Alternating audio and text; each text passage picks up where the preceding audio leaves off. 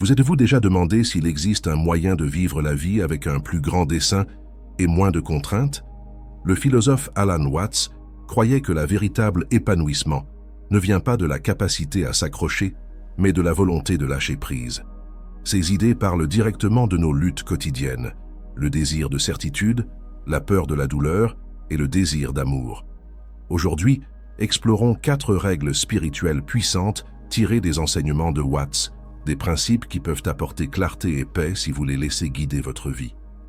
Principe 1. La liberté est la fondation de l'amour. Alan Watts soulignait souvent que l'amour véritable ne peut pas survivre sous la contrainte ou le contrôle. Au moment où vous essayez de dicter les émotions de quelqu'un ou de les enfermer dans vos propres attentes, ce qui reste n'est plus le véritable amour mais juste un attachement. La véritable affection prospère lorsque les 2 individus sont libres, libres d'être eux-mêmes, libres de rester et libres de partir s'ils le doivent. Il est tentant de s'accrocher à ce qui nous est cher, de peur de le perdre si nous ne le faisons pas. Mais en renonçant à l'envie de contrôler, vous créez l'espace nécessaire pour que la connexion authentique s'épanouisse. Lorsque vous offrez aux autres la liberté d'être qui ils sont, vous vous libérez également pour grandir et évoluer. Cette liberté transforme l'amour en quelque chose de vibrant et durable, plutôt que fragile et craintif. Lorsque les gens se sentent contraints ou liés par des exigences rigides, leur moi le plus authentique se replie. La relation devient tendue, alourdie par la peur et l'attente. Avec le temps, cela étouffe la connexion véritable. Le véritable amour, selon Watts, repose sur la volonté de 2 individus d'exister tels qu'ils sont, sans essayer de se transformer l'un l'autre en une image idéalisée. Cet espace pour la liberté individuelle ne concerne pas seulement éviter la domination ou le contrôle. Il s'agit également d'embrasser la réalité que chaque personne est un être unique avec des besoins, des rêves et des chemins séparés. Permettre à quelqu'un que vous aimez de penser différemment, de poursuivre ses intérêts et d'avoir de l'espace pour grandir est une puissante déclaration de confiance. Cela montre que vous les chérissez suffisamment pour les voir comme une personne entière et non comme un accessoire dans votre propre histoire de vie. Ironiquement, plus vous accordez de liberté dans un lien amoureux, plus la connexion peut devenir forte. Cela peut sembler risqué, comme lâcher les rênes, mais c'est exactement cette liberté qui allume le respect mutuel. Dans cette atmosphère ouverte, les expériences partagées deviennent plus riches parce qu'elles sont choisies plutôt qu'imposées. La liberté est également l'antidote à la jalousie et au désespoir. Lorsque les 2 partenaires savent qu'ils peuvent partir s'ils le choisissent, chaque jour passé ensemble devient une décision consciente, pas une obligation. Cela favorise un sentiment de gratitude plus profond, car vous réalisez combien il est merveilleux que quelqu'un reste à vos côtés de son plein gré. Au lieu de manipuler les circonstances pour maintenir l'amour intact, vous nourrissez une relation qui évolue naturellement, ancrée dans le respect et l'honnêteté. En fin de compte, lorsque vous lâchez la compulsion de tenir les gens trop serrés, vous découvrez que l'amour perdure non pas en enchaînant quelqu'un de près, mais en permettant à chacun de respirer dans ses propres espaces et en choisissant encore de partager ces espaces en harmonie. Principe 2. La douleur est un enseignant, pas un ennemi. Dans un monde où d'innombrables distractions promettent de nous protéger du malaise, il est facile de négliger que la douleur peut être notre instructeur le plus puissant. Alan Watts nous rappelait que la douleur n'est pas simplement un obstacle sur le chemin du bonheur. C'est un signe qui pointe vers la croissance personnelle. Lorsque vous l'évitez ou la masquez avec des solutions superficielles, les perspicacités enfouies restent hors de portée. La douleur émotionnelle ou physique signale souvent des parties de votre vie qui réclament attention. Peut-être vous pousse-t-elle à réévaluer une relation toxique, à poursuivre une ambition longtemps négligée ou à adopter une nouvelle perspective. Faire face à la douleur au lieu de fuir vous emmène plus profondément dans la découverte de soi.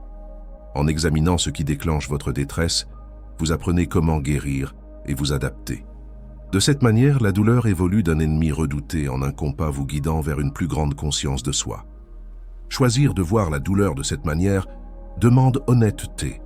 Elle nécessite de faire une pause et de demander « Qu'est-ce que cette douleur essaie de révéler ?» Peut-être réaliserez-vous que vous vous êtes accroché trop fort à quelqu'un ou à quelque chose qui ne vous sert plus. Peut-être découvrirez-vous une croyance limitante qui a silencieusement dicté vos actions. Une fois que la douleur illumine la vérité, vous êtes libre de traiter la cause profonde plutôt que de poursuivre un soulagement superficiel. Cette ouverture à l'inconfort, loin de rendre la vie plus dure, la rend finalement plus riche, car les leçons que vous découvrez conduisent à une véritable transformation. Principe 3. Comprendre résout les problèmes. Watts croyait que la plupart des problèmes ne sont pas vaincus par la force brute, mais par un changement de perception. Lorsqu'une situation devient tendue, l'instinct immédiat est souvent de se jeter dans des solutions rapides. Pourtant, prendre un moment pour vraiment voir les racines du problème peut tout changer. Plus vous creusez profondément les raisons de l'existence d'un problème, en examinant toutes les peurs, les suppositions et les déclencheurs impliqués, plus il est probable que vous découvrirez que la clarté elle-même dissout la crise. Ce changement de mentalité fonctionne pour toute lutte que vous affrontez. Plutôt que d'essayer de réparer une relation en échec avec des compromis rapides ou des promesses exagérées, faites une pause et demandez ce qui se trouve réellement sous le conflit. S'agit-il d'un défaut de communication, d'un besoin émotionnel non satisfait ou de quelque chose d'autre entièrement? En mettant en lumière la source réelle, vous trouverez souvent que la tension commence à diminuer. Il en va de même pour les obstacles professionnels. Au lieu de rechercher frénétiquement un nouvel emploi ou de redoubler de panique, sondez pourquoi vous vous sentez coincé. Vous pourriez remarquer une passion cachée que vous avez ignorée ou une peur de l'échec qui vous retient. Laisser les problèmes vous parler plutôt que de les étouffer avec des réponses précipitées peut révéler un chemin que vous n'aviez jamais vu auparavant. Avec une véritable compréhension vient une légèreté. C'est comme si vous sortiez du nuage de confusion assez longtemps pour reconnaître où vous avez tourné en rond. Les solutions apparaissent plus naturellement, car votre esprit n'est pas emmêlé dans la panique. Il est concentré sur l'honnêteté et la perspicacité. Principe 4. L'amour est la source du véritable bonheur. Si vous attachez votre sentiment d'accomplissement à des gains extérieurs, argent, applaudissements ou plaisir éphémère, il vous échappera. Alan Watts soutenait que le bonheur véritable trouve ses racines dans l'amour, et pas seulement dans le genre romantique. C'est l'amour large et englobant pour la vie elle-même, pour les merveilles quotidiennes, et même pour les épreuves qui façonnent qui vous êtes.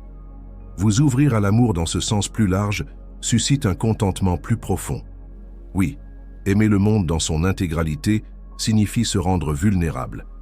Vous risquez la déception, le chagrin d'amour ou la désillusion. Pourtant, c'est précisément cette volonté d'accepter les arêtes vives de la vie qui déverrouille une joie plus riche et plus durable. Lorsque vous choisissez d'aimer plutôt que de juger, lorsque vous accueillez les obstacles comme faisant partie du flux de la vie plutôt que comme des affronts personnels, vous développez une résilience qui prospère dans toutes les circonstances. Cette idée va au-delà de l'optimisme idéaliste. Il s'agit de voir l'univers tel qu'il est, chaotique, beau et imprévisible. Lorsque vous arrêtez d'essayer de le dompter et que vous laissez plutôt l'amour guider votre perspective, les peines inévitables de la vie perdent leur pouvoir de vous aigrir. Au lieu de cela, elles deviennent des moments de perspicacité et d'empathie. Le véritable bonheur, alors, n'est pas la recherche du plaisir constant, mais le maintien d'une attitude aimante envers tout ce qui croise votre chemin. Alan Watts enseignait que la vie devient infiniment plus riche lorsque vous arrêtez d'essayer de la manipuler à chaque tournant et que vous la laissez se dérouler comme elle le veut. La liberté nourrit l'amour véritable, la douleur éclaire les vérités cachées, la compréhension dissout les nœuds de confusion et l'amour lui-même alimente le bonheur authentique. Ces principes vous invitent à vivre la vie avec une conscience et une acceptation plus profonde. Au lieu de plier la réalité à votre volonté, vous apprenez à couler avec elle, cultivant un sentiment de paix intérieure qui transcende toute circonstance. Embrasser ces 4 principes n'est pas une question de nier les difficultés ou de courir après la félicité. Il s'agit de voir la vie comme un voyage continu de découverte. Lorsque vous arrêtez de résister et commencez à observer, vous constaterez que le chemin à venir devient plus clair, plus léger et étonnamment plein de sens. Merci de vous être joint à moi pour cette exploration. Restez à l'écoute pour de nouvelles découvertes spirituelles. À la prochaine, dans la lumière et la connaissance.